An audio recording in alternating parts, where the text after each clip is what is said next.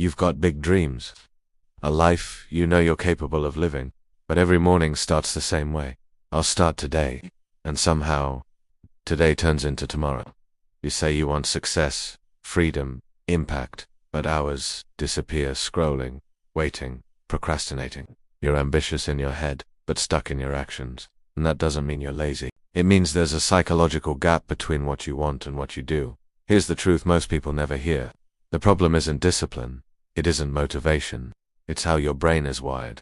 Your brain is designed to avoid pain and discomfort. When you think about your goals, starting a business, writing that book, getting in shape, your brain doesn't see the future reward. It sees the effort, the uncertainty, the discomfort of starting. So it pushes you toward what feels easy. Scrolling, watching, waiting, not because you're weak, but because your brain always chooses the path of least resistance. That's why you say, I'll do it later, because later feels safer than now. But here's the breakthrough. You don't need to do the whole thing. You only need to start. Just 2 minutes. Tell yourself you'll work on the task for only 2 minutes. That's it, because the hardest part of any goal is not finishing it, it's beginning. Once you start, momentum kicks in.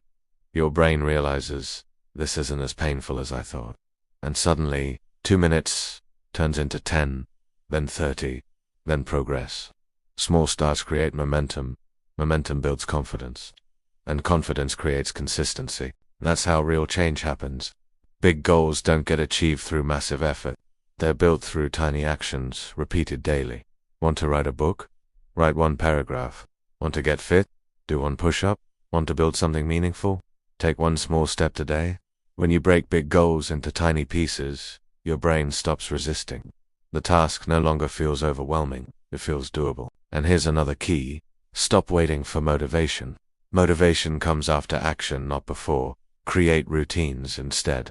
When something becomes part of your daily rhythm, you don't need willpower. You just show up and reward yourself for starting, not for finishing everything, for beginning. Teach your brain that starting feels good, because the way you think controls the way you act. If you tell yourself, this is too much, I'll never finish, why even try? Your brain creates fear and avoidance. But if you tell yourself, I can do this for 2 minutes, I'll take 1 small step today.